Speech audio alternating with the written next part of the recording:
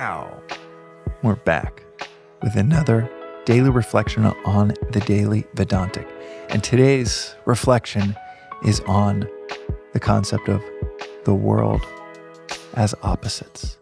Within the Upanishads and within the broader Vedantic literature, there is a continuity, a theme that this relative world is just a world of opposites.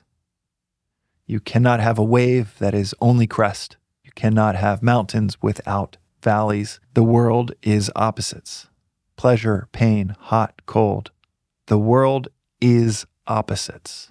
Though we strive to rid ourselves of any of the opposites we find uncomfortable, ones we don't want, the cold when it's too cold, rid ourselves of the heat when it's too hot. We wish for a career that has no troughs or valleys and only peaks.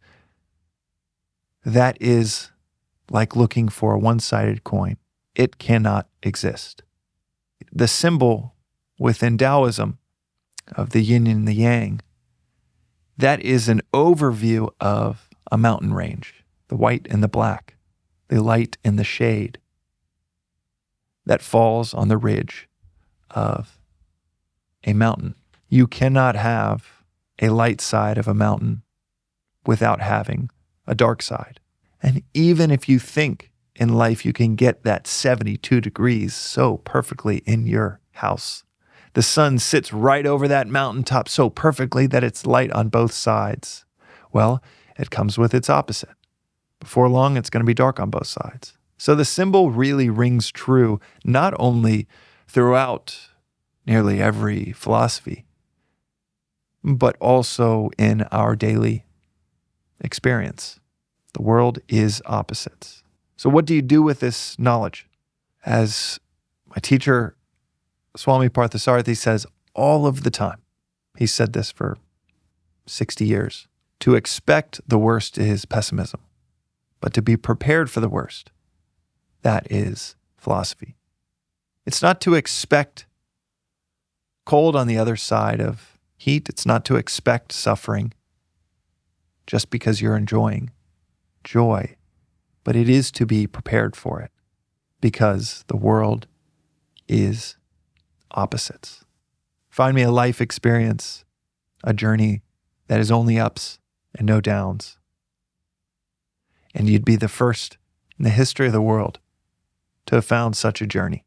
And if you have found it, write about it in the comments because I want to hear about it. But if you're like the rest of us, then there is this tension within us of knowing that the world is opposites without ever hearing those words and hoping it's not. But to hope for the best. As they say in business quite often, hope is not a plan. I remember a friend calling it hopium, to get addicted to hope. That's not clarity. That is delusion. And it leaves us wildly underprepared for when reality sets in and the opposite returns. And when you're going through that depth, that trough in life, well, you know that the world is opposites. This too shall pass. And the peak is on its way as well. I actually find it quite comforting when I think about this concept, the world is opposites. Not because I'm okay with whatever suffering is coming my way, but because in the midst of joy, I can prepare for the inevitability of suffering. I don't need to obsess over it. I don't need to expect it, but to be prepared for it. That is philosophy. And when I'm in the midst of it, I know that its opposite is on its way.